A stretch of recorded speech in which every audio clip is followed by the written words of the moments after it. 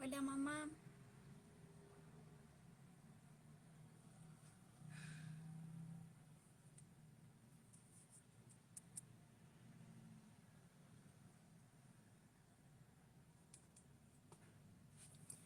Hola.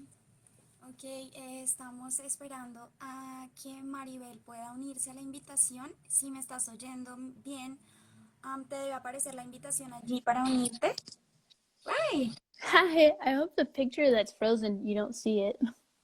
Oh no, but I see you just fine. Oh, okay. Hold Hey. on. All right, so as you guys know, every Friday we have somebody who, in my personal opinion, is a very favorite creator of mine. In this case, we have Maribel Navarro. Creo que ella está teniendo algunos problemas de internet. Nos puede pasar, en varios casos sucede. Así que voy a esperar un momento para también como poderle yeah, technical difficulties me acaba de decir. Entonces voy a invitarla nuevamente y ya arrancamos. Como siempre, les agradezco muchísimo a todos los que se conectan muy a tiempo para unirse a nosotros en estas sesiones de los viernes. Okay. Is that better? Yeah, I think there we go. All right, Sorry cool. about that. No biggie. All right. So I was just telling everyone that basically one of the main things for drawing days to choose who or to invite somebody, she or they have to be a favorite creator of mine. That's my particular case with you. Oh my So, gosh. nah, I'm blushing. No. So, hoy bienvenidos, nos encontramos con Maribel Navarro. Maribel es de México, ella vive en los Estados Unidos, entonces eres nuestra primera creadora que no tiene, digamos, relación con Colombia directa, sino pues Latinoamérica, Uh-huh. pero no colombiana o de papás colombianos, así que she's our first creator that we have in Drawing Days that's not directly related to Colombia. Of course, she's Latin, but she's our first person, our first foreign person that we've had, so that's pretty cool. I'm honored. Thank you. All right, so right now you're in your studio, right? Yes, this is the clean part of the studio. Like everything else is full of stuff and I don't I don't know if people want to see Okay, that. It's a mess. Yeah. no, don't worry. So basically, what we're trying to do today is talk a little bit about every project that you've some of the projects that you've developed and some of the Okay. projects that are upcoming. But first Okay. of all, we'd like to give you some time to introduce yourself. Tell us Okay. who you are, what's your age, what studies do you have, what's your path right now, Got basically. it. Okay. Like you said, I'm Maribel Navarro and I am 34 and I studied art history at Cal State Long Beach and here in California. And um, I'm currently working on Mujer, which is a t-shirt brand that features artistic designs that are inspired by my Mexican culture. All Did I right. cover everything? A little bit, yeah. So this is your current project that you're working on, this Yeah. line of t-shirts that's Yeah. called Mujer Divina. And you're using the X as well, which is very interesting. I'll make sure, of course, to link everything down below when the interview's over. So we have the opportunity to share this very, very beautiful project with everyone.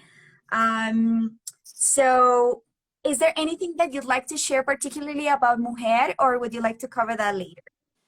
Particularly, I don't. I'm not sure if there's anything in particular. It is a project that has a very long history that I just realized that I have been working through fine art in order to get to this point. So maybe if I talk about like my past projects and then my most recent drawings, then I think it'll make a whole lot of sense why I decided to do Mujer, if Sure. that makes So, sense.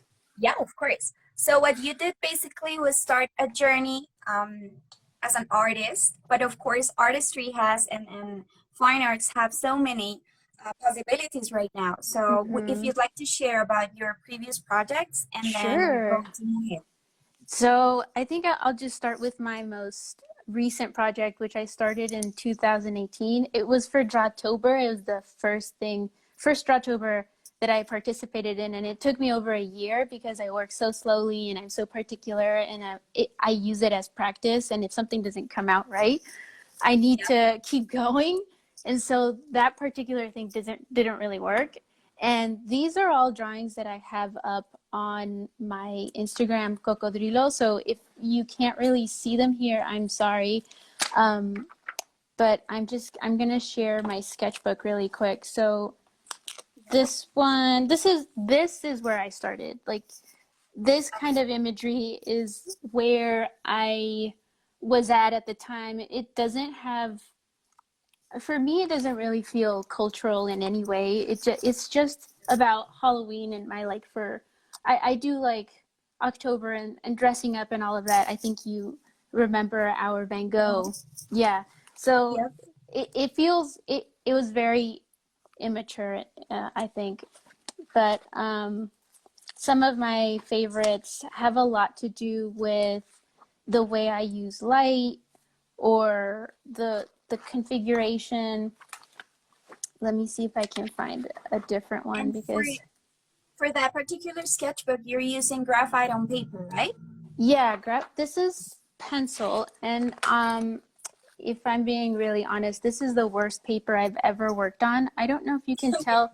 It's got these little ridges, and they're imprinted, and it makes the pencil look so much more rough Yep. than intended, but it wasn't a nice experience. But look, I went through the whole sketchbook anyway because I needed to finish the sketchbook. But So you are whatever. a sketchbook person.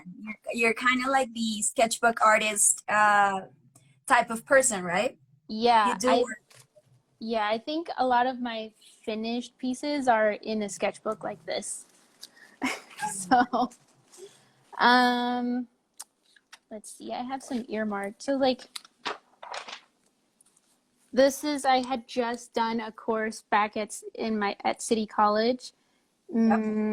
to revisit like the introductory classes, and I was drawing so many eggs so that when this prompt came up, I was like, oh, I know what to draw. And so I drew Um, eggs. But like I said, it has a lot to do with lighting. yep. I really like diffused lighting from up top. So that's, I think, mainly what I tried to practice with this. Um, Let me see. Do you have any questions so So far? do you consider this? Do you consider this as practice, particularly, or you kind of go from this sketch and turn it into a finished piece? How do you make this decision from going to, all right, I'm going to revisit this imagery of this Mm-hmm. symbol or this person or this particular harpy in this case, and then Right. turn it into a piece of art? Normally that's what I do. But for this exercise, this was like one off. This is it. This is where I get to, I guess, kind of experiment, but also push myself to finish something in All right. not months, but each sketch should, even though it did take a couple of months maybe, but I finished it. And so the goal was to finish each drawing. Normally, yes, I do sketch in the sketchbook. And then lately I've been redoing the sketch, and then I do a bigger sketch from that, if that makes sense. Maybe I could Yeah. show you that So you instead. start with like a small idea and then you go a little bit bigger to turn it into a piece. I think we're having, I don't know if it's your mic, but Uh-huh. yeah, a little bit of, yeah, there's like, yeah, Let that's, me, should I oh, remove it? it's still going. Yeah, like in interference a little bit. Okay, let me see.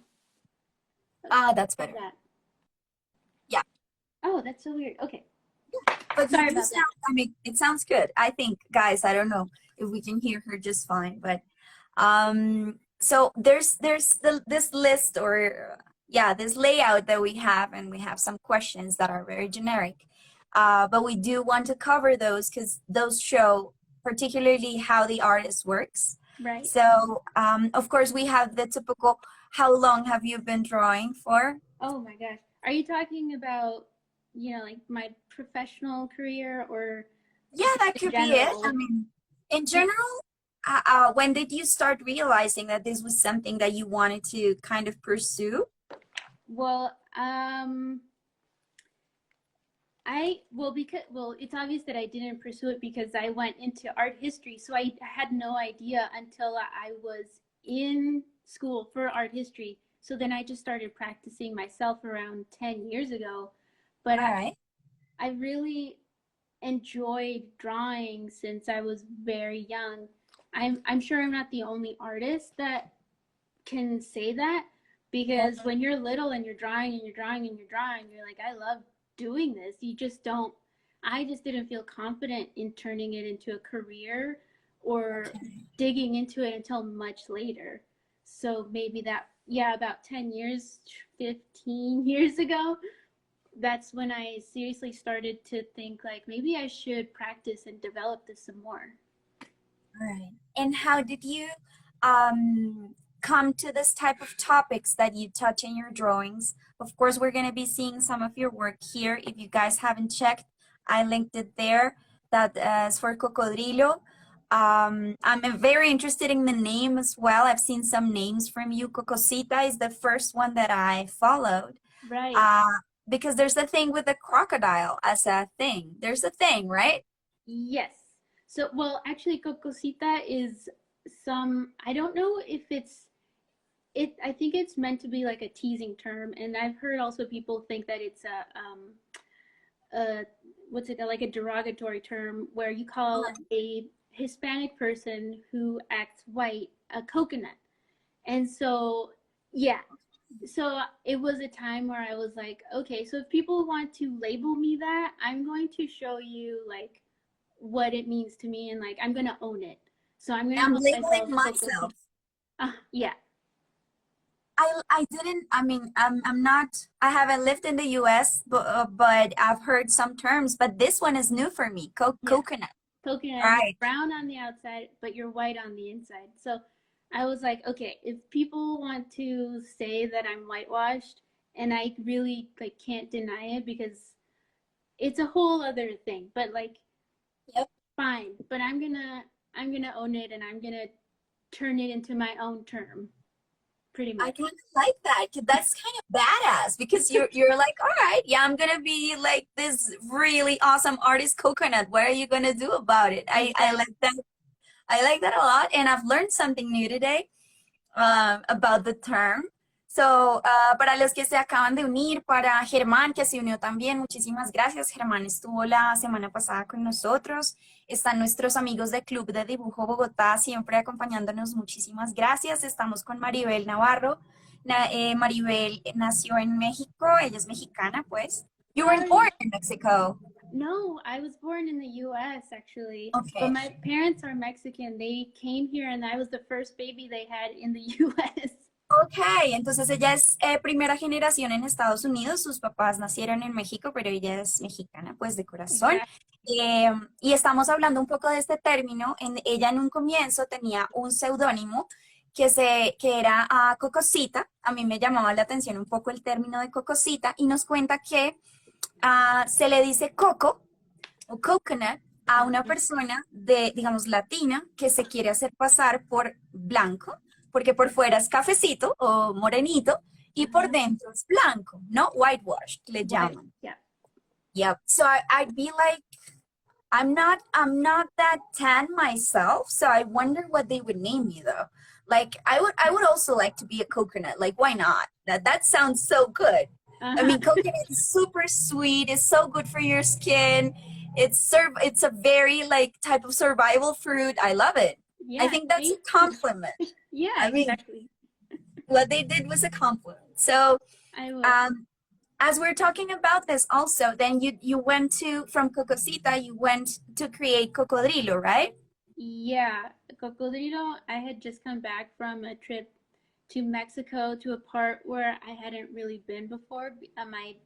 It's a part where my dad is from, and he bought some land there. So we went all around, and there was a sanctuary where there was crocodiles, All and right. they're not native to that area. I don't think they're native to Mexico, so they became an invasive species. And whenever I visit Mexico, I feel like I'm more of an observer, or more like I have to tread lightly because it's not I'm not comfortable there. And then here also I'm Mexican here, and over there I'm American. Is I A lot of people that I not a lot of people, but I know that there are other Hispanic and Latin American people that feel the same way, and I'm like, Right. this is like the crocodiles that don't belong right there. They don't belong in Mexico. Everybody looks at them and they're like, oh, cool, crocodiles, but you don't want to be their friend and you don't want them there. So Yeah. that's where cocodrilo came from. And cocolilok. Cocolilok is a Nahuatl term for she is hated.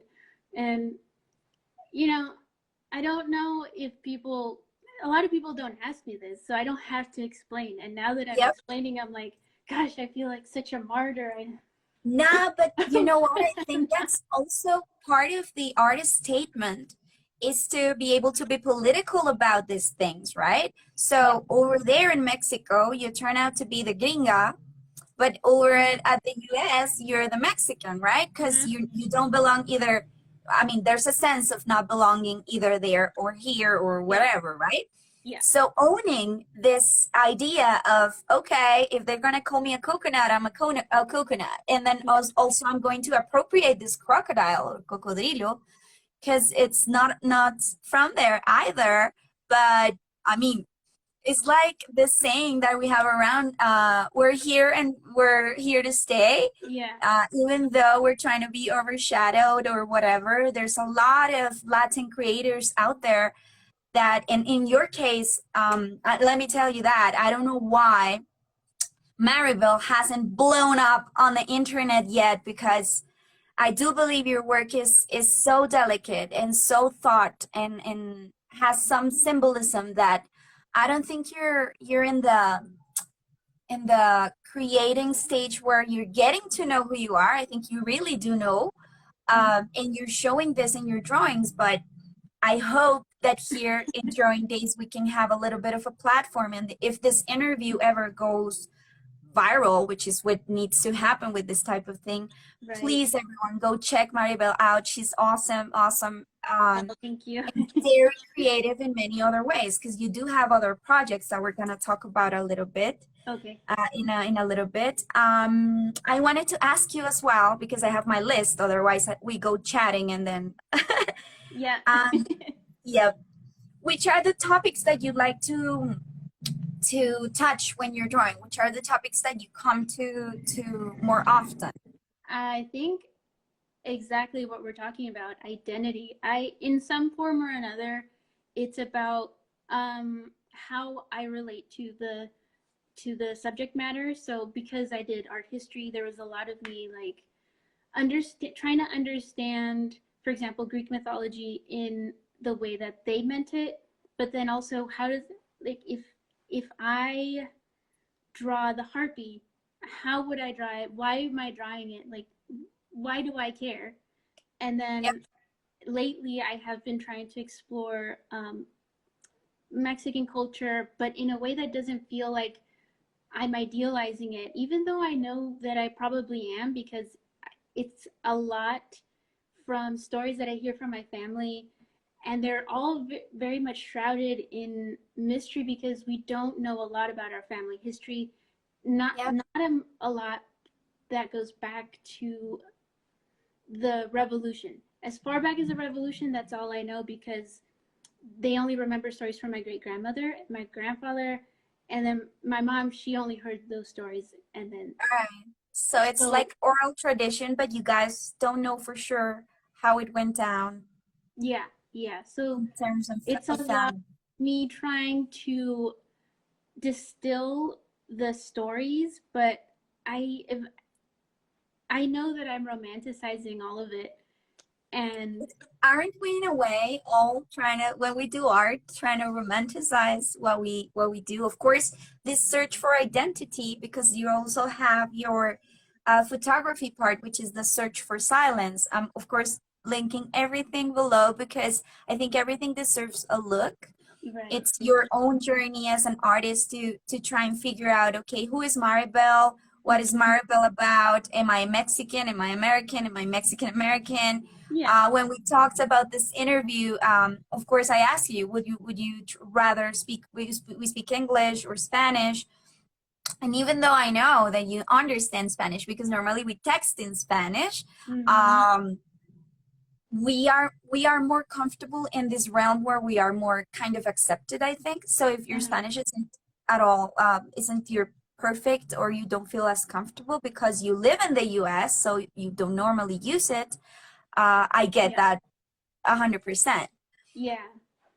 It does have, I realize this when I try to talk to my parents and I explain something that I learned maybe in art history, and I'm like, I have no terms in Spanish. I have no proper For terms this. for like Yep. triptych or Yep. so I'm like, okay, English it is. Yep. In the other part of things that I wanted to kind of approach in this interview is to show, of course, your work. We'll go into the quick questions later because that's the fun part because it's super quick.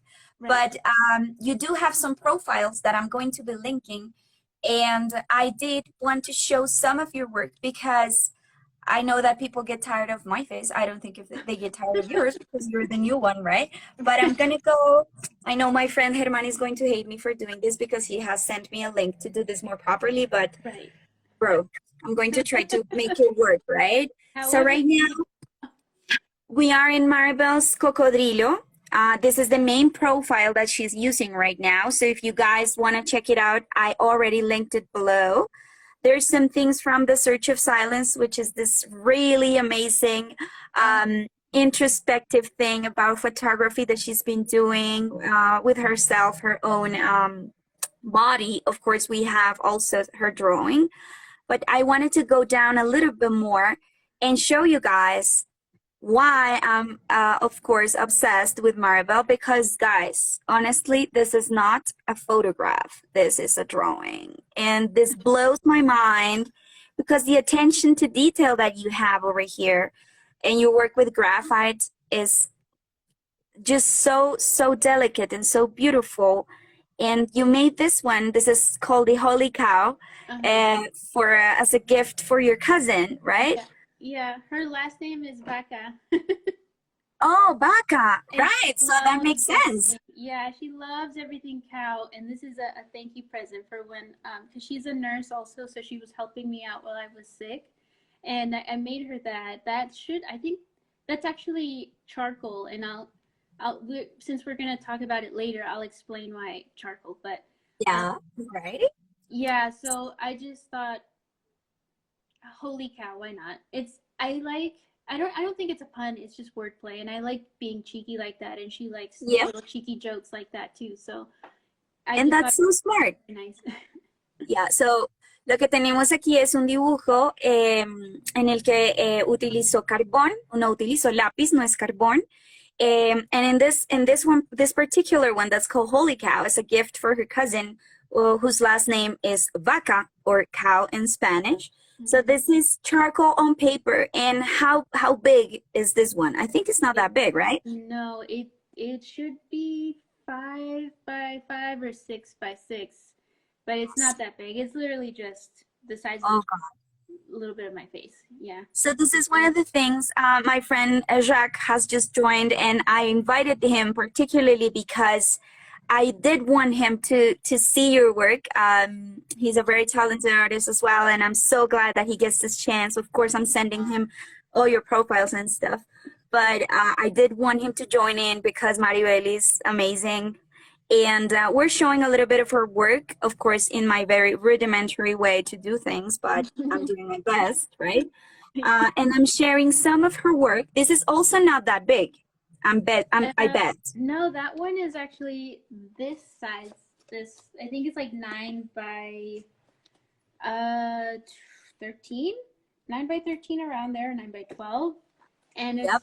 it's the full page, but yeah, not that big. All right, and this one's called The Black Hen, La Gallina Negra. Um, you have this, Anna, you have it untitled, but you've wrote, under her gaze, the black hen, scales and feathers flock together, Maribel embracing the dark side, each scalp feeble hands. Yeah, those are all suggestions from people because I put it in my stories and I was like, I don't know what to call this, you guys. And people started sending me, or like they Thanks. messaged me what I could call it. And I was like, I'm just putting them all in there because they're all funny. And they're asking us, Jacques is asking us, who has helped you influence your style? Who Ooh, has helped you influence your style? for sure. There's an artist called Joao Druas. I think he's Brazilian or Portuguese, but I think he's Brazilian. And his work, when I saw it, I was like, this is exactly what I've been trying to get out of my head. His work is perfect gothic poetry, but it's illustrative. And I don't know, I really recommend that people check him out if they like my stuff. When they see his stuff, they're going to be like, forget Maribel, because his is so amazing. And he's on Instagram as Feral Kid, Oh yeah. That's Yeah, him. he just put it here. I know him as well. We're gonna check him out. Yeah. But I mean, yeah, you're you. But I think it's interesting, of course, to get to know who we admire. I personally admire Maribel and Jacques. So of course, if you guys ever check my work, it looks nothing like that. But these guys are amazing artists. I'm really interested, really interested in the thing with the hands, the little hands in Oh your yeah. head. Like there's a thing, right, with the little hands on your head. Yeah.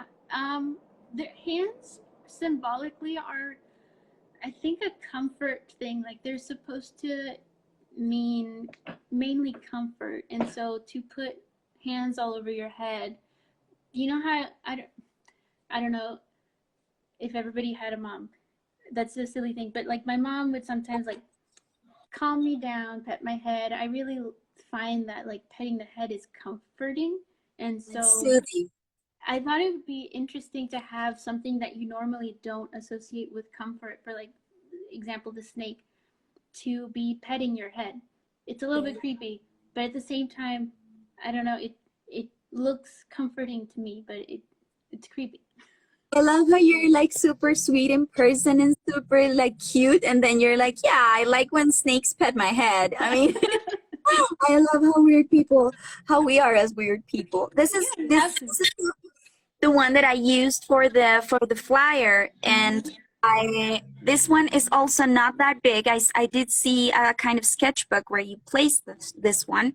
This Yeah, one's called the Hallowed Queen paper crown. yeah, that's in this one.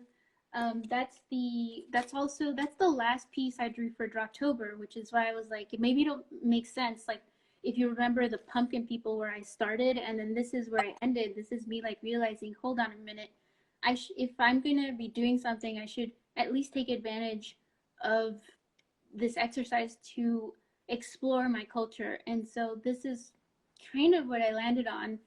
Um, it's a little blurry because it all came kind of super fast to me, like the imagery, the paper crown.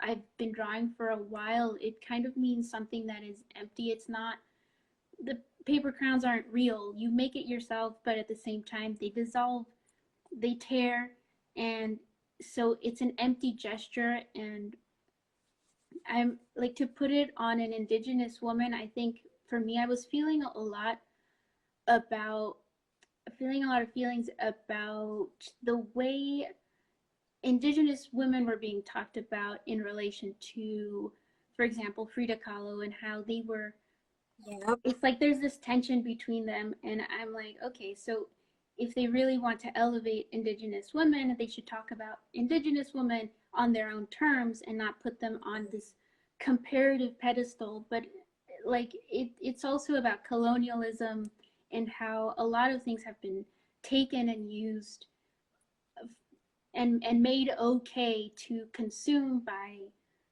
you know. Agree.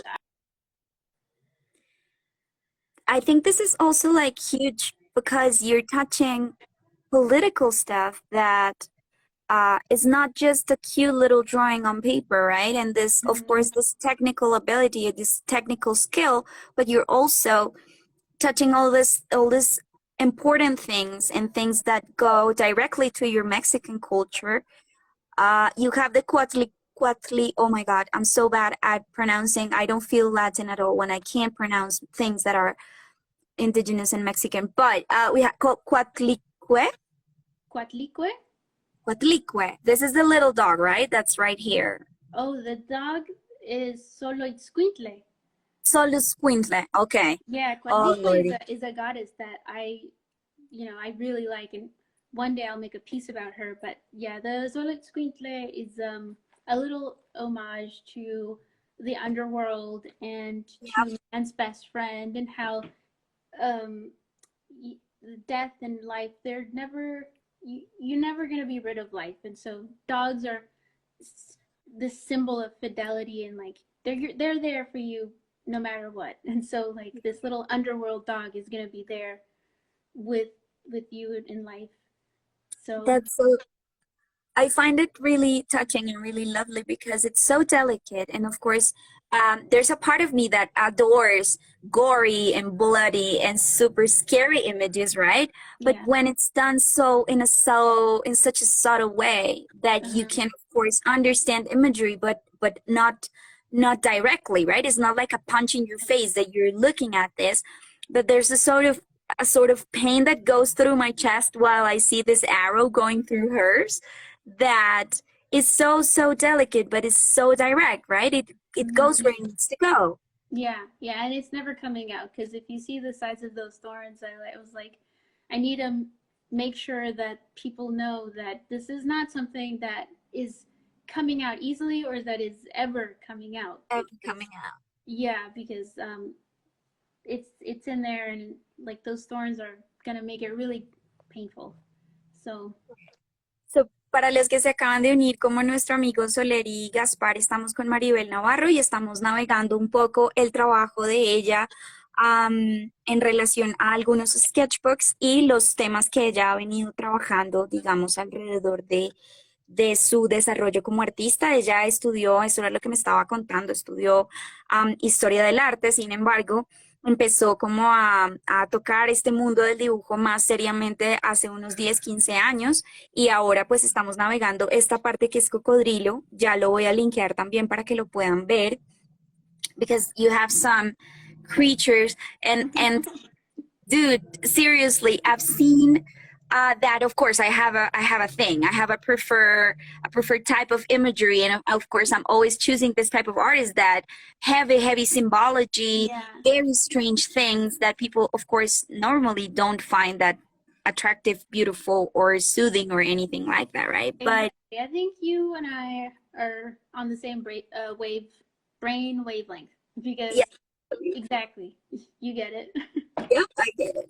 And if you guys have the opportunity, I'm going to be posting that in the stories as well because Maribel invited me to a Van Gogh challenge that went so beautiful because she also does photography. So this type of thing where the artist invites somebody else to join in, and I think you're very open and I think you're very sweet in order to just make it available for everybody. So it's not an elitist way to go around it, but you're like, yeah, if you guys want to join in this challenge of Van Gogh, you don't have to be an artist. You can just, you Yeah. know, Yeah, you can play with it. Part of being creative in general, you don't have to be able to draw. I think a lot more people are more creative than they think, but they don't get invited to be creative. So I just thought anybody who likes to, I don't know, make aesthetically pleasing things, come and join me. yep. And I was so glad that I did because those came out beautiful. I mean, I was not expecting that. Uh-huh. Um, these are But some of the everyone series. did an amazing job. Thank you. So these are some of the series that I also saw. There's this thing with the women and the animals and the way and the keys, and there's a lot of the position of the hands and things that you, of course, are thought about and that you, of course, do on purpose. Mm-hmm. But is there anything that you'd like to tell us about this one? Because of course this one's also like tiny. I don't think this one is big either, I but the think level of detail. it's about 8 inches high, I want to say.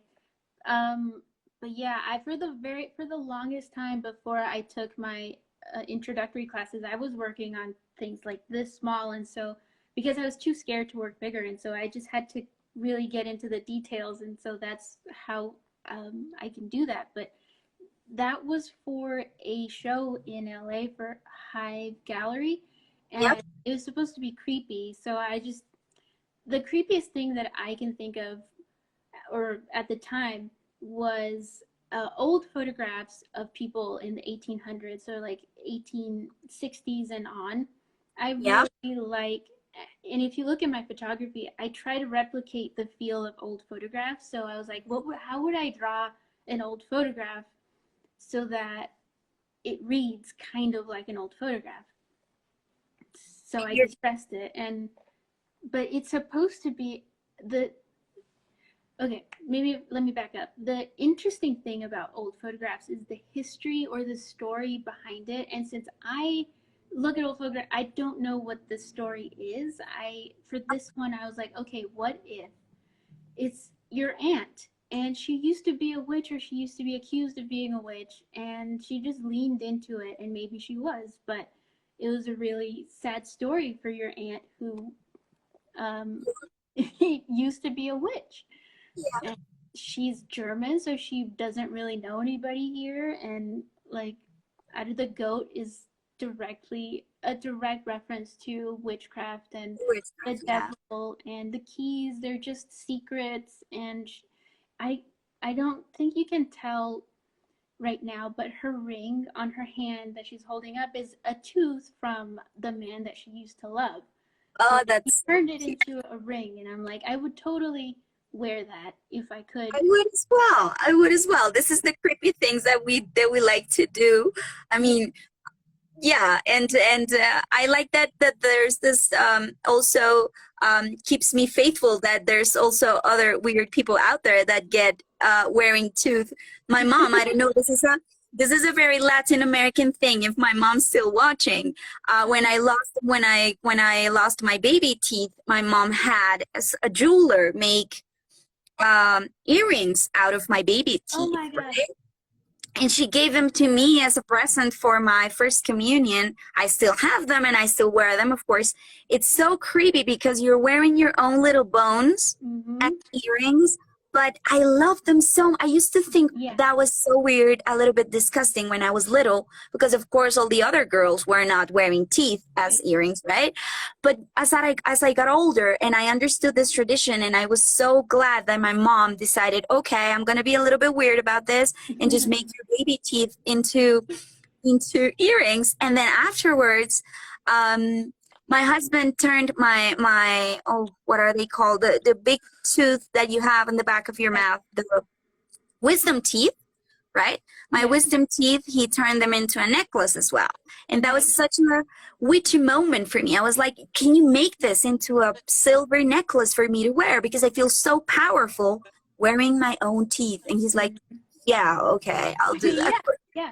I think my mom also kept my baby teeth. They're somewhere in her house, but she hasn't turned them into an earring. I don't think she's willing to go that far.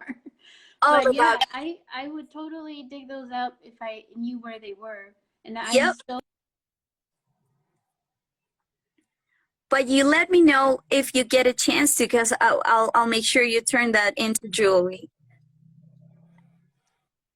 Can you yeah, hear me fine? exactly. All right. So Yeah, I my think student yeah. Gabby, just joined in, and I'm so happy she's here. She's on her way to maybe one day become an artist, and I would be so happy that maybe she can choose a little bit of this path as well. So we're sharing with Gabby as well. Estamos con Maribel. Gaby, muchas gracias por unirte. Estamos hablando de cosas brujeriles y un poco creepy acerca del trabajo de Maribel, y acá les estoy compartiendo también algo de los dibujos y de las creaciones de ella.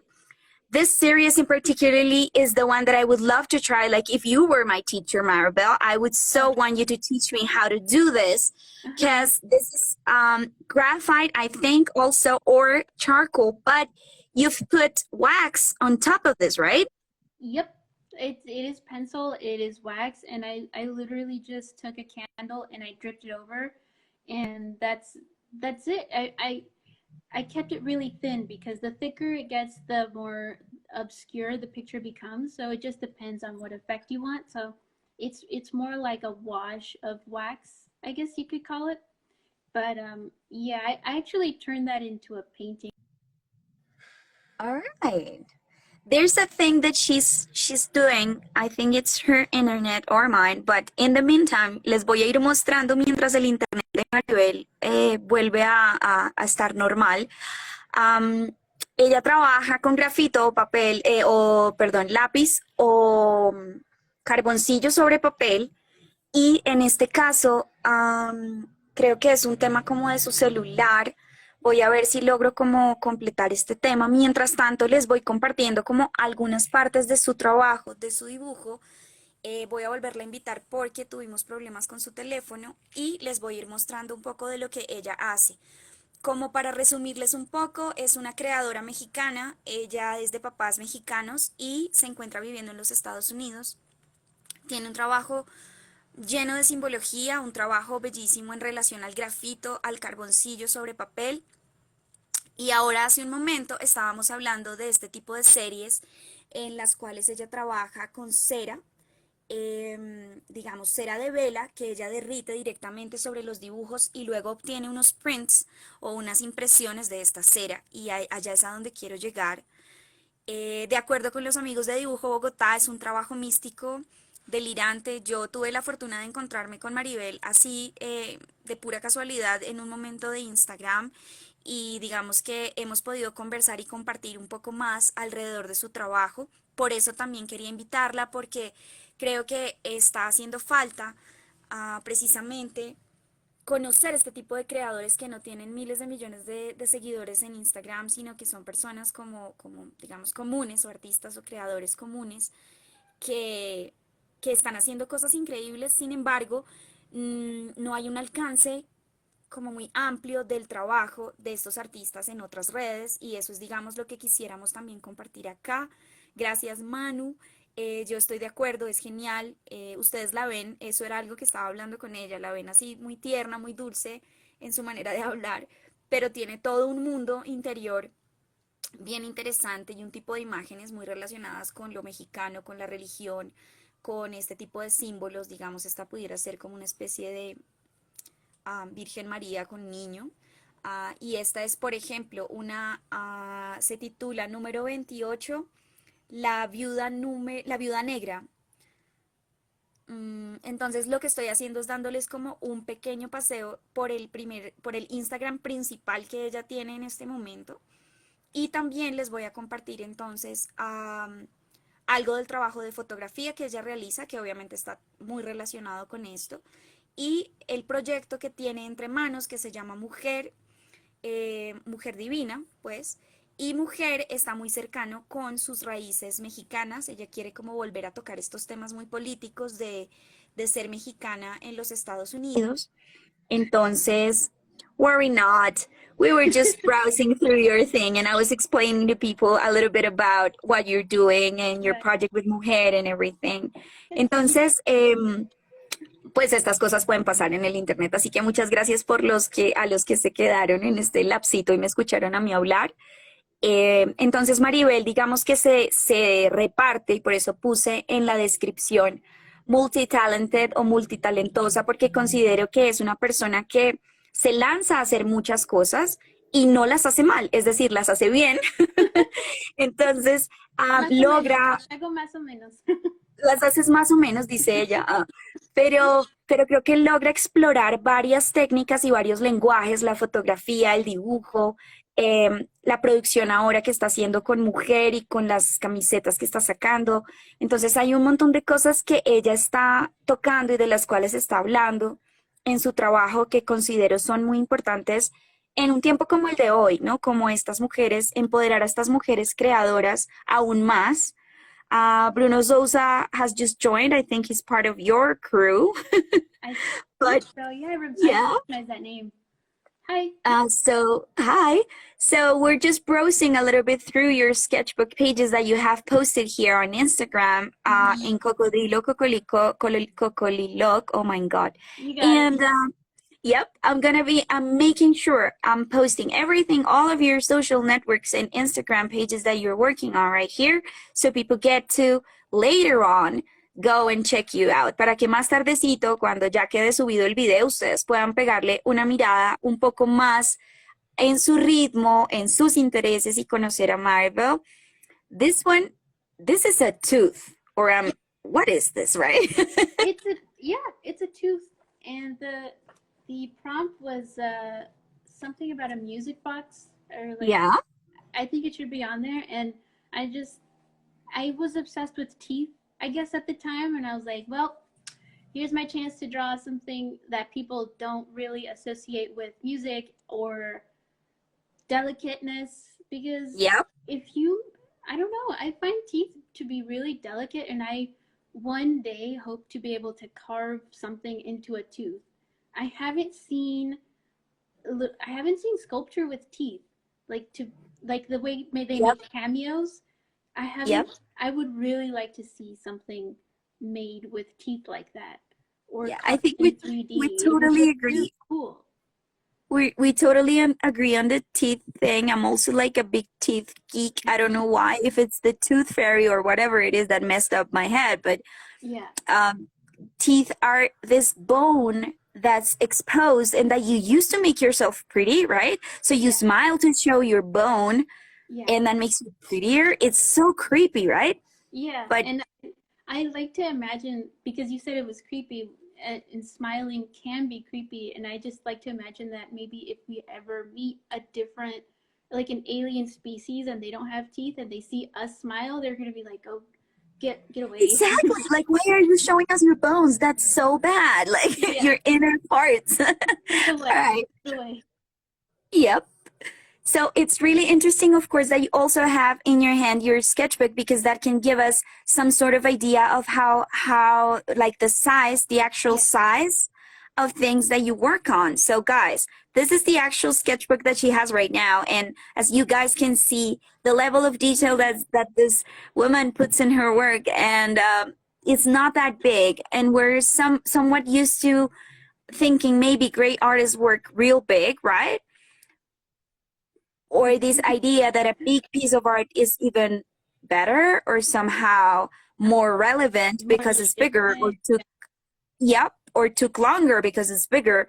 But when you guys try to make something like this that's so tiny and put this grayscale type of thing over here, bro, let me tell you, it's not easy at No. all. At all. No, and I also,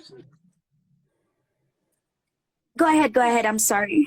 Oh no, I was just gonna say that I've come to terms with the fact that maybe whatever scale I'm working on is it's just as legitimate as if I were working on something larger scale.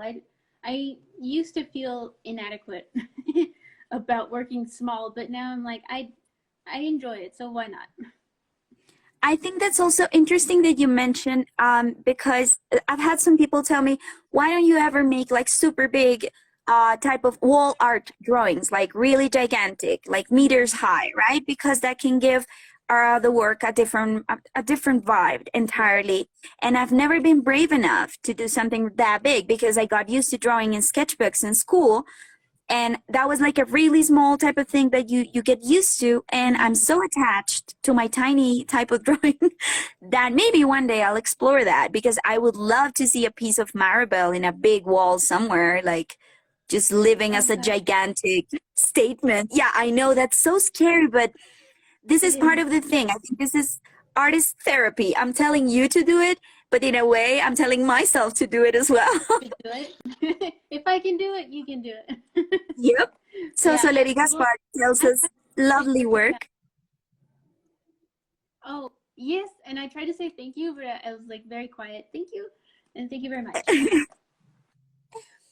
So, Maribel, do you have a special type of pencil or a favorite pencil that you use normally when you're creating, or is it just something that you have at hand and you just use what you have? I like Tombow pencils a lot, and I use those, but I also really like to have. I know I don't know if I'm saying this correctly. It's like a it's not a mechanical pencil. It's a lead holder, and it has Yep, slightly thicker lead.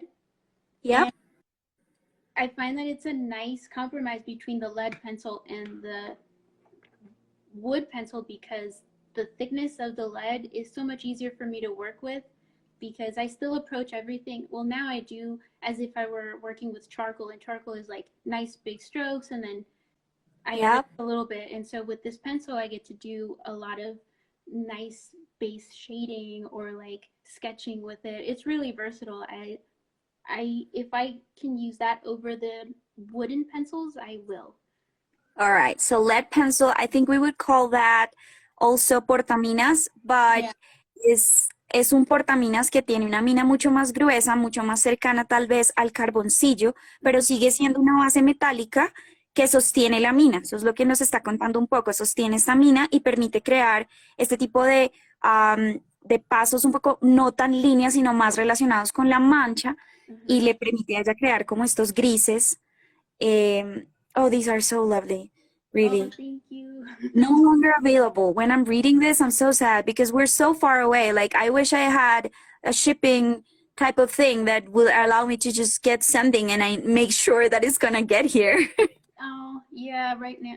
I think even before the pandemic, I felt very uneasy about shipping or getting anything shipped from overseas, but I'm gonna have Yeah, to find a way to, I'll just send you something and we'll hope it gets we're there. gonna make it work. Worry not, we're gonna make it work.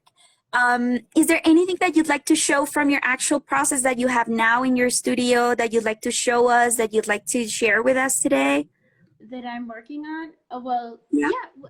Well, I don't know if you're interested in that painting back there. It's an acrylic I painting that am. I've been working on. Do you want me to get closer?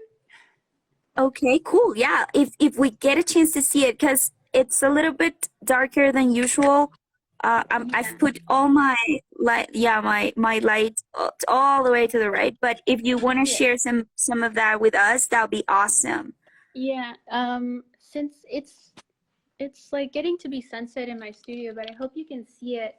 I Yep. started this painting 4 years ago. It's part of a series that I wanted to start to explore Mexico properly, but then other things got in the way, and then I didn't feel ready anymore, and so I had to put it on pause. But she's not quite done. The only finished part is this up here.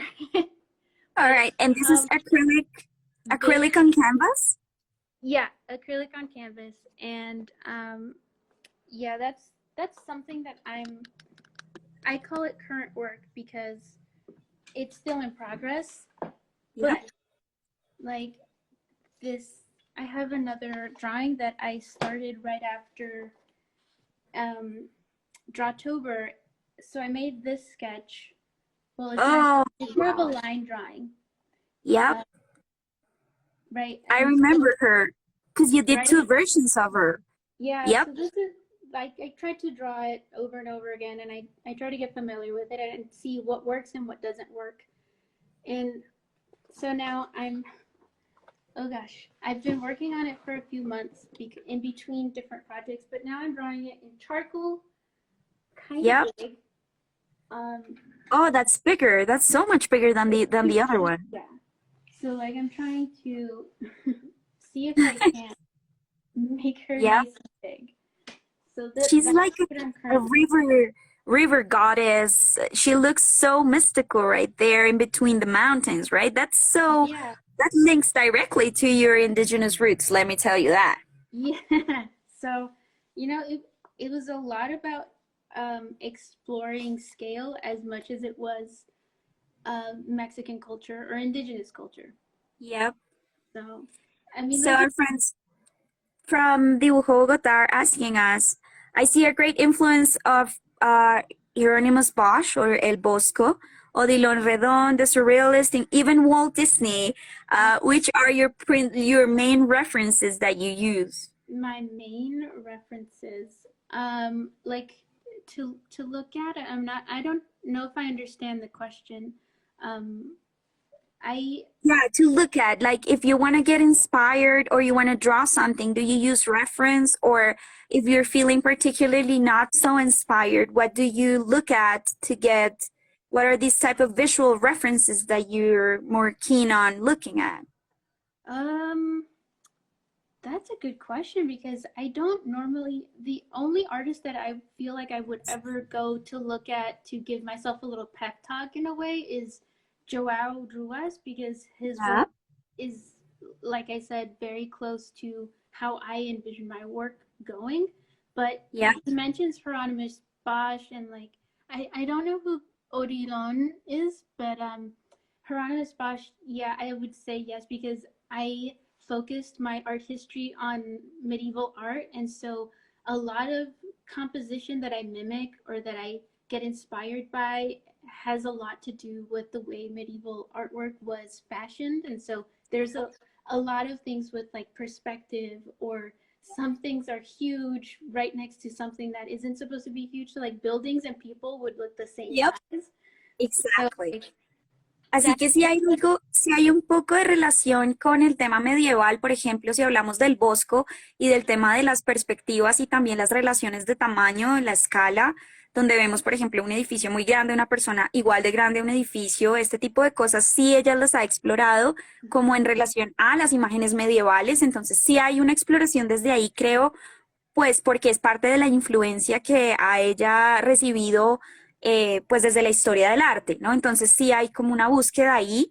Mhm, For example, this is just what we were talking about. Es exactamente esto, que es mhm, una casita, ¿no? Una casita en las manos de una mujer. Nosotros no sabemos si la mujer es gigante y es una casa en una escala real o la mujer es una persona tamaño 1:1 y está sosteniendo una casa de juguete.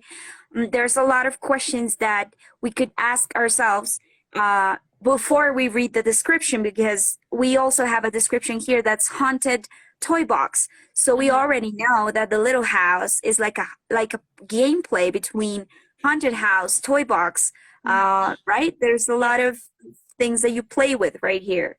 yeah, yeah. And um, well, I don't remember a whole lot because a lot of it is emotional, and so I almost never vocalize or verbalize what I'm feeling or thinking for these pieces. But if you notice, the head is actually a lot higher than where it's supposed to be, Yeah, and like she has a really big neck.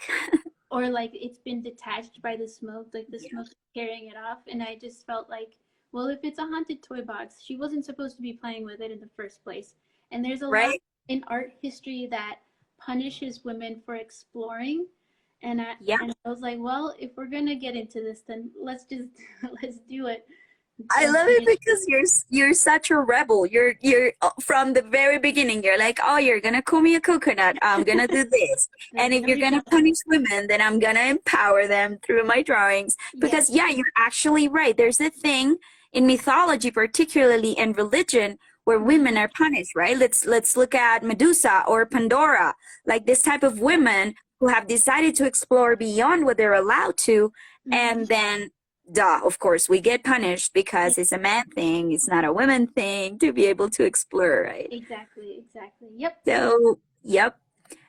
Would you like me to start sharing a little bit about the imagery from Mujer, and then we go to the quick questions, or we do it the other way around? You let me know how you want to do this. Um, why don't we talk about Mujer a little bit? I'd be happy to.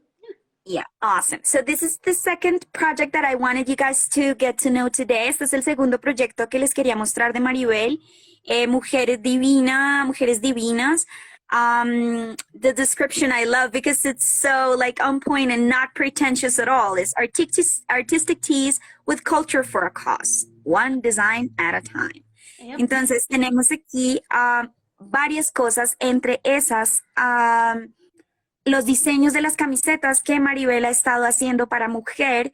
En este momento se encuentran en una pausita digital. Sin embargo, yo les quiero mostrar el proyecto y les quiero mostrar este tipo de imágenes que son distintas a lo que conocemos de Maribel y sin embargo presentan esta parte de su herencia mexicana que me parece súper importante también tenerla como muy en cuenta. Voy a bajar hasta los diseños.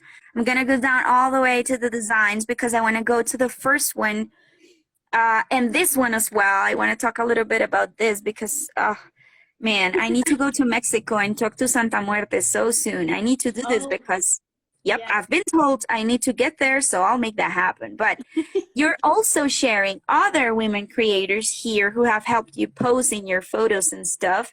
And I want to go all the way down to this first design, which is actually the logo for Mujer, which Yeah. is this one right here. Would you like to tell us a little bit about this one?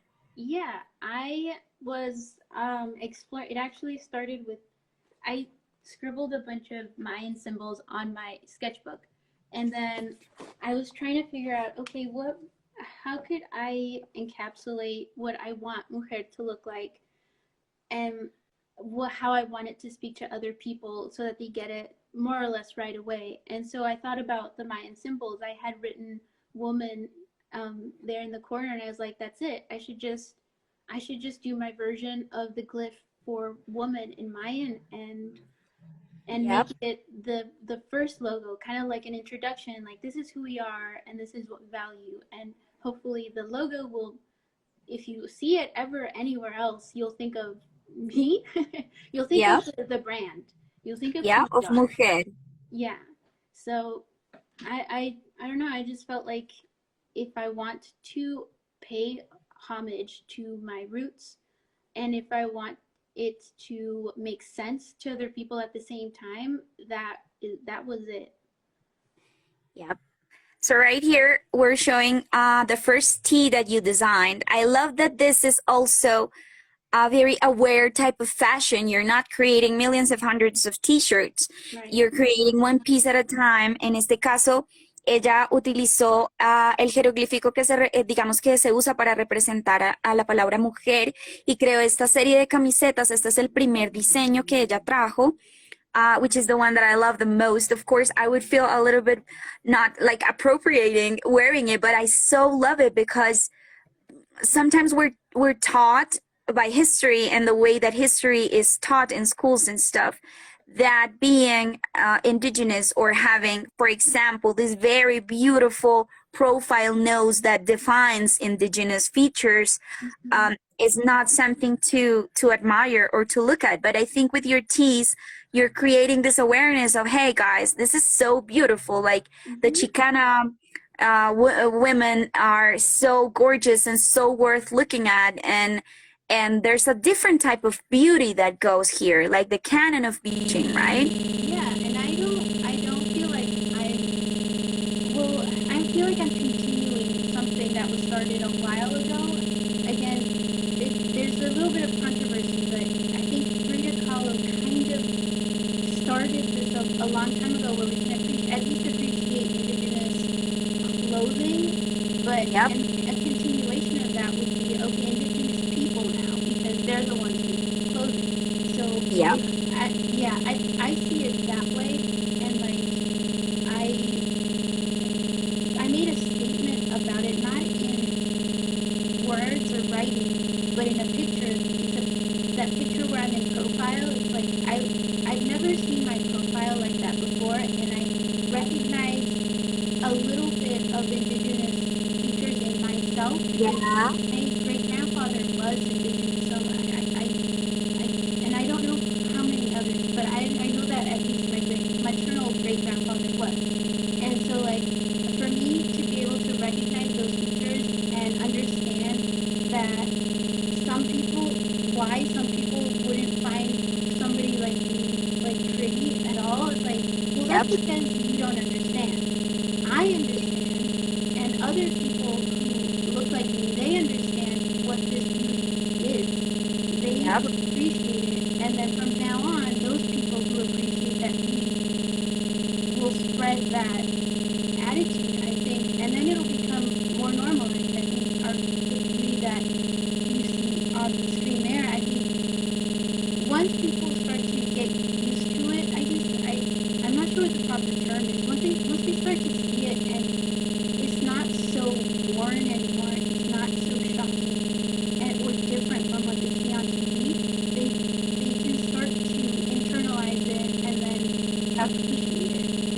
Yep, because of course there's still a lack of representation of this type of beauty out there. We're still, people got caught up in the Pocahontas type of image, right? This very beautiful and kind of whitewashed type of indigenous woman. Y me gusta mucho esto de lo que estamos hablando, por eso quiero hacerlo también en español para los que están aquí, precisamente porque es la lengua que nos une y este tipo de belleza a la que se refiere Maribel en cuanto a, bueno, porque el perfil, por ejemplo, en las fotografías en The Search for Silence, ustedes van a ver eso también.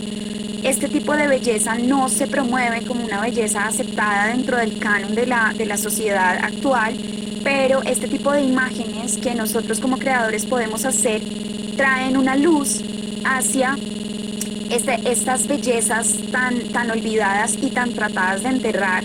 Y yo creo que es muy importante que, man, si existen camisetas de Kim Kardashian, ¿por qué no pueden haber camisetas de una mujer chicana, right? Like, if there's a representation of the white women, or, you know, Paris Hilton, this kind of women, why is it not proper to portray another type of beauty?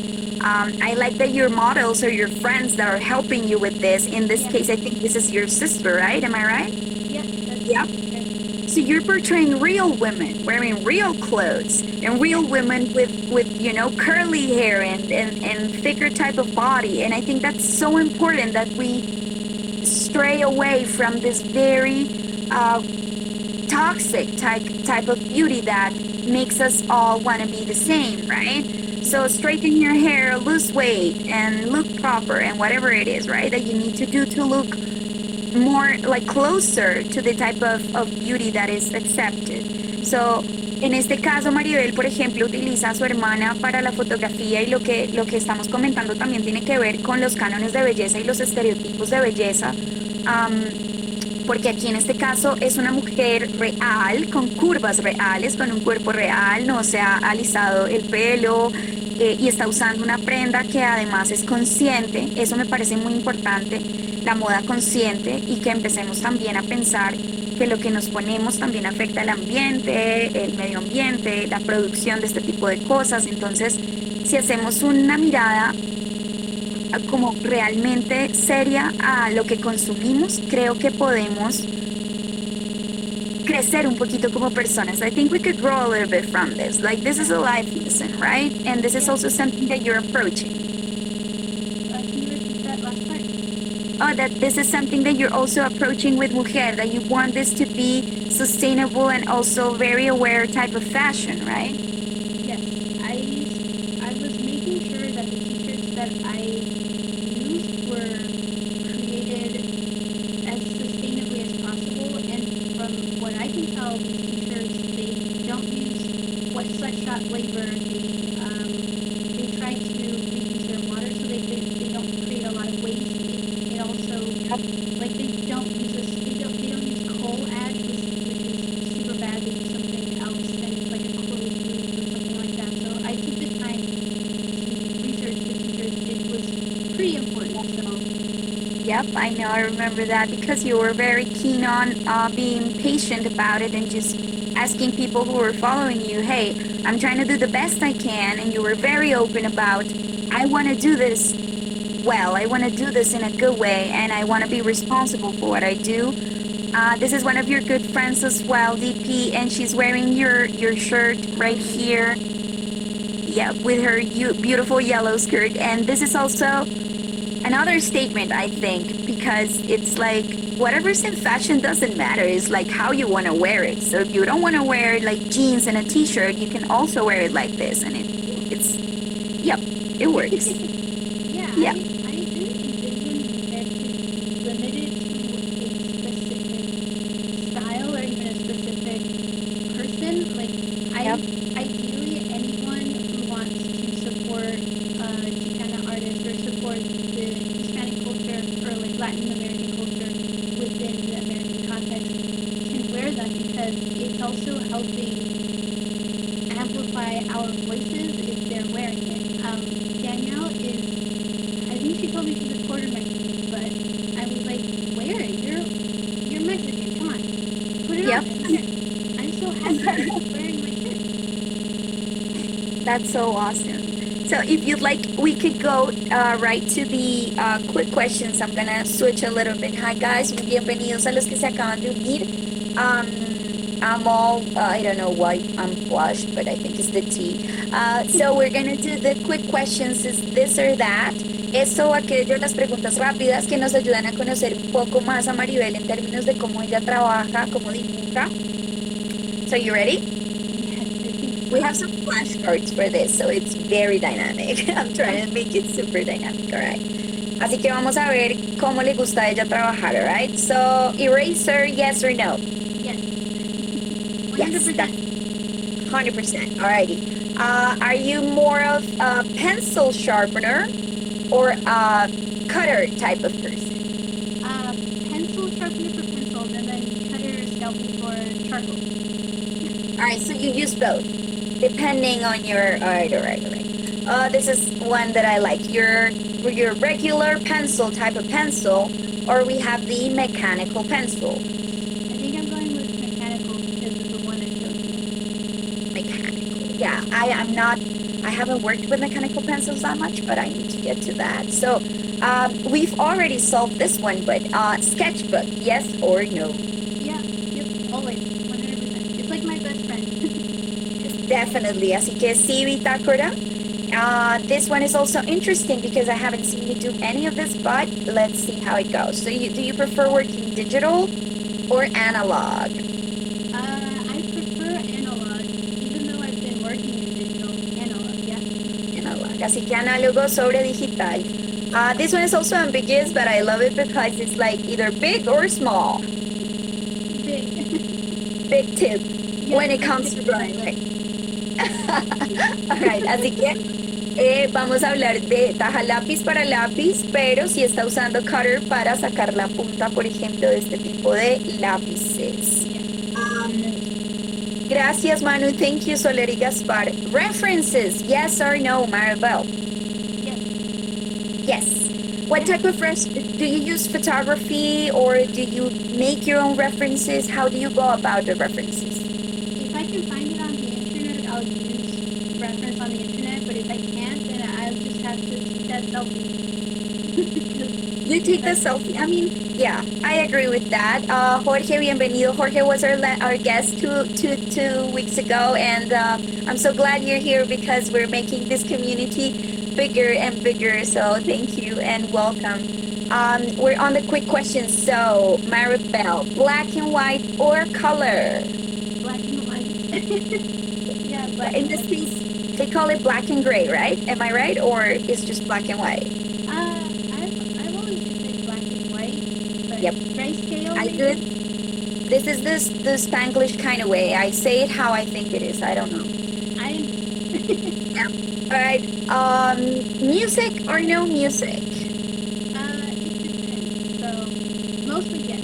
I'll still with Mostly yes. When you're creating, you choose to play music. I mean, to have music playing in the background. Yeah. Yep.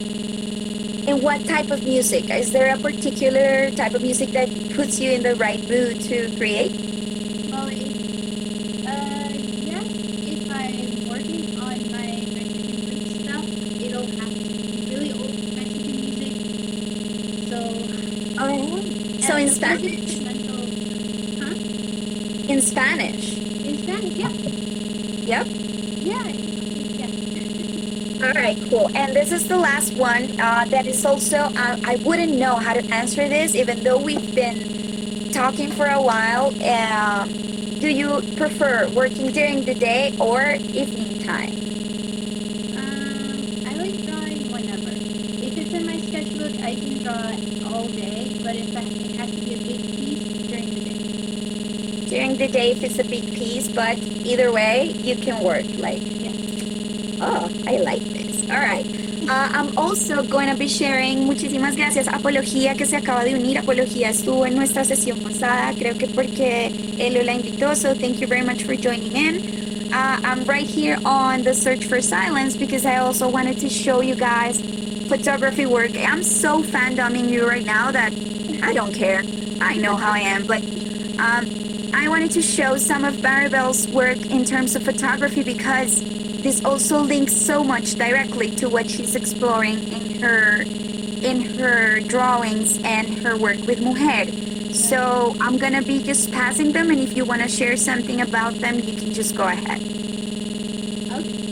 This one, I have this map that I ordered a while ago, and I just felt like one day taking pictures with it, and like a little gift from someone. I honestly, Yep. this was the spur of the moment thing because I had it and I had the dress, and I just thought this would be perfect.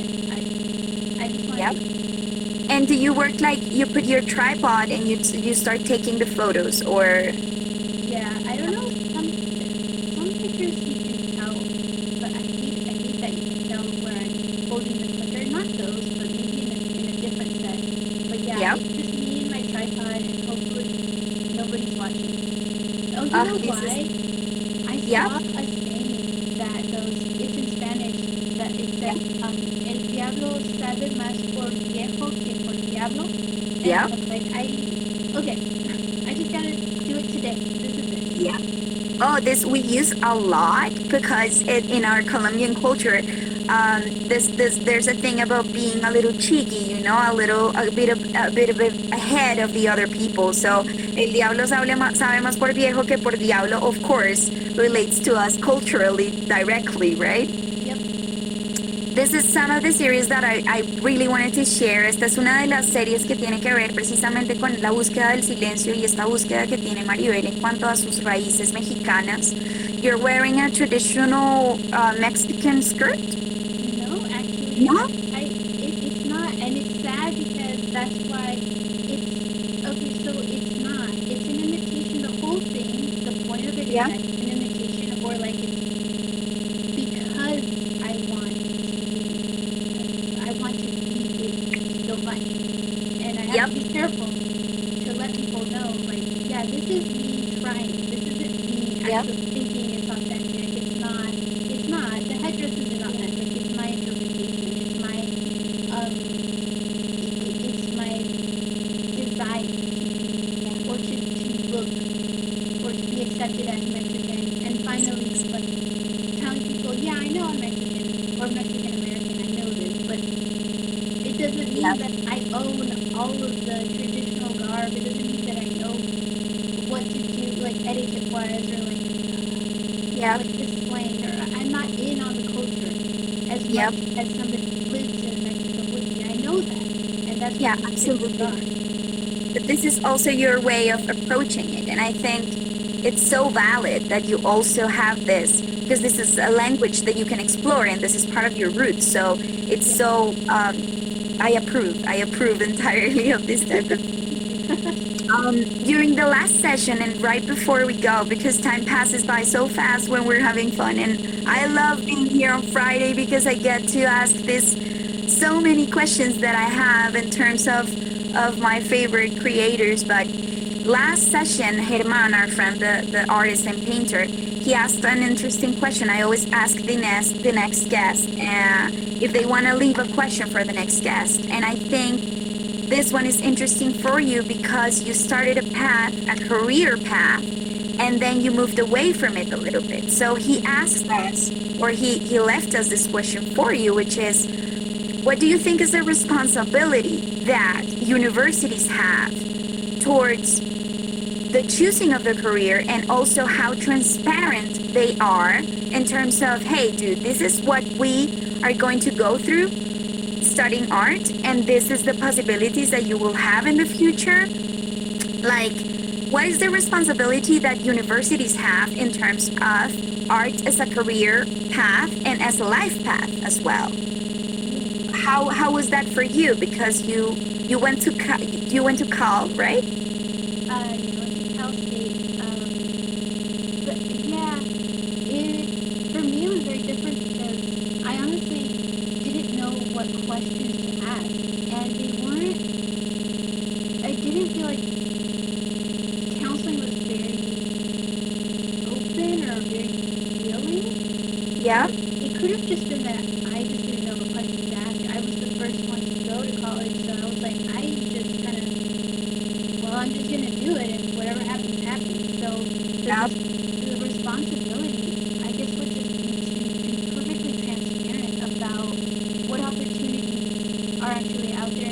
hard it is to get those opportunities, because I was doing internships, but I got literally zero out of those internships. I was Yep. failing, and I was like, I don't know if this is what I'm supposed to be doing for an art history major. Like, I want to work with a museum. If I want to work with a museum, should I be filing papers with nobody around? Like, it felt more like free labor than an internship. And so Yeah. I think being more conscious, because the culture around here, that there are a lot of first generation students going to college, is that to be more conscious of that fact, and to realize that maybe they don't know what questions to ask. They don't Yep. know how to make an essay for a scholarship, because like, I would make essays and I would think, well, I'm being honest. I don't know exactly what people want to hear.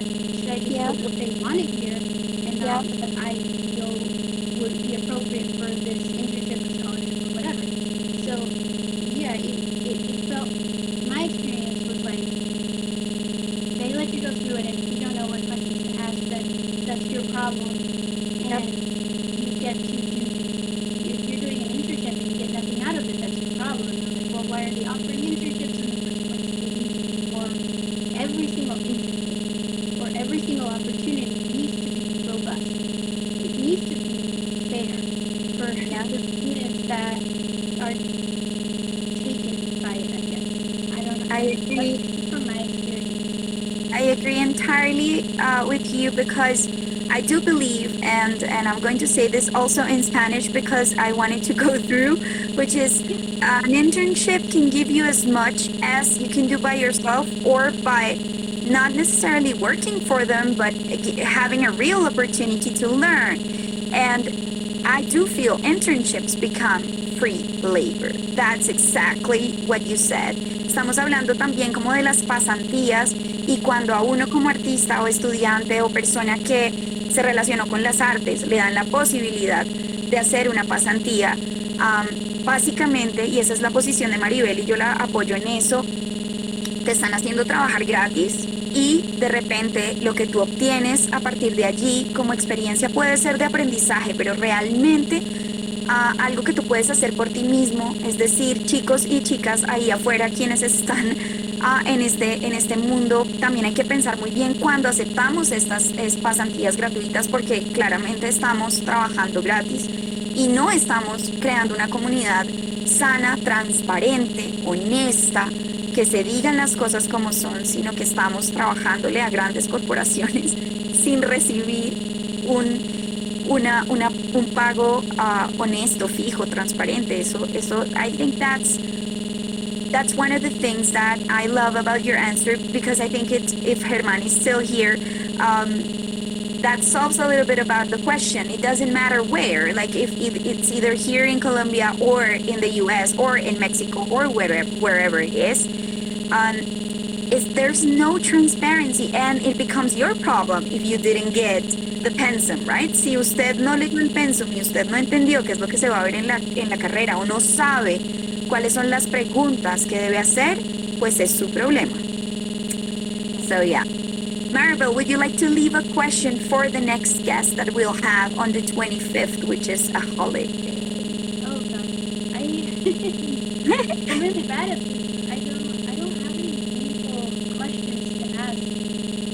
No, but it doesn't have to be a meaningful question. It could be something practical as well, about drawing, about creating, inspiration-wise, like anything that you'd like for the next person to be able to share with us as a starter or as a finisher in our case of today. I'm trying to think of what are some questions that I've asked myself that help me move along, but okay, what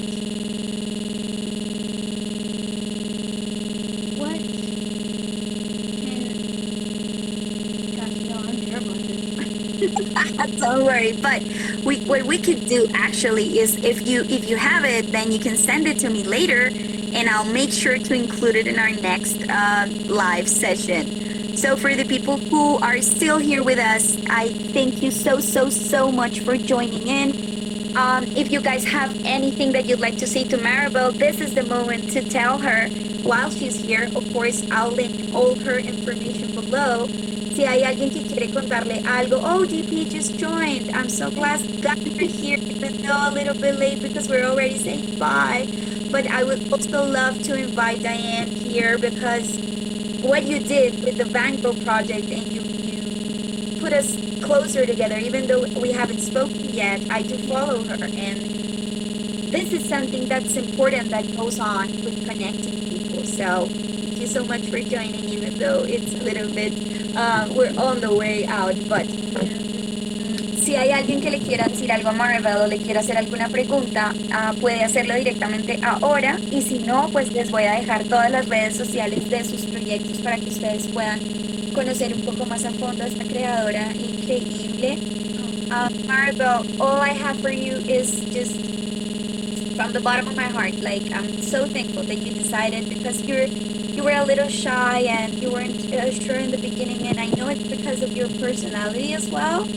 But I do believe that you need to be blown away out there and just for people to get to know what you do because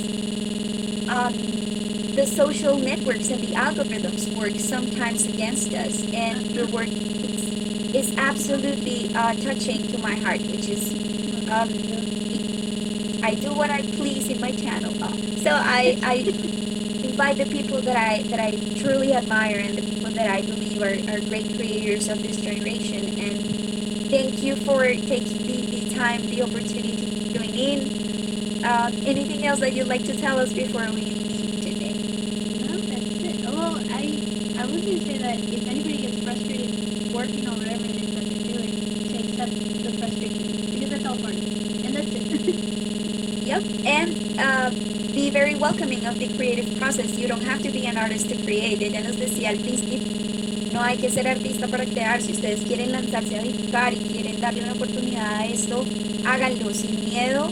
That's the invitation from her, and I think that's so important that we are more open about this, that we take a little bit of the pressure off, that this is only artist for artists and with artists and so exclusive, right? And it doesn't necessarily have to be this way.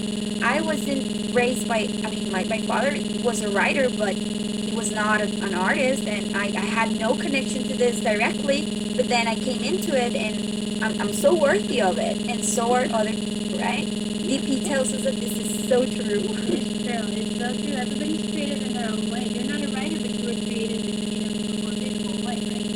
So this is what I was trying to say earlier, is that there are creative people that are not, they don't draw necessarily, but they can make something beautiful in a different way. You know what I mean?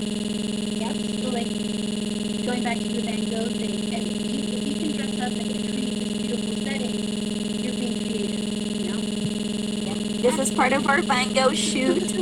Esta es una fotografía de la sesión que hicimos en relación a Van Gogh. La invitación era crear a partir de la paleta de Van Gogh o de cualquier cosa relacionada con él, una fotografía de una escena de té o tomar el té. It was all around the tea. And this is Maribel's approach on it. She used the palette so on point, like the blues and the yellows, and her beautiful tray and her tea set. And yeah, this is so simple. Anybody can join in. Cualquiera de ustedes que quiera ser parte de esto puede hacerlo, y esa es la invitación que creo que Maribel tiene para nosotros el día de hoy. So once again, thank you so much for accepting, and I'll make sure to link everything down below. I hope I was trying to be a little bit more bilingual today to just keep people here, because sometimes it's not so easy to understand in English or Spanish depending on who you are. Thank you, Diane. Muchísimas gracias a todos los que se quedaron hasta este momento. Les agradezco su tiempo. A ti, Maribel, por tu muy buena disposición, por aceptar nuestra invitación. Espero que esto permita que otras personas puedan conocer tu trabajo mucho más. And I'll see you guys next Friday on our next live session for drawing days. Thank you so much, so much, Maribel. Thank you. It was my pleasure. Thank you for inviting me. It was a pleasure. Muchísimas gracias a todos. Un beso, nos vemos en la próxima. Thank you, Mr. Jacques. You're welcome. Tete, all the people who decided to stay all the while. Thank you. Thank you for supporting this because for us as creators, it's really vital to create these spaces. And one day I hope I get to take a class from Maribel and learn how to do this amazing wax type of things. Yeah, I want to do this so bad. Draw everywhere forever. Thanks a lot. Thank you guys, and we'll see you on the next episode. Thank you, Maribel. Thank you so much. Gracias a todos. Nos vemos el otro viernes. Muchísimas, muchísimas gracias por quedarse y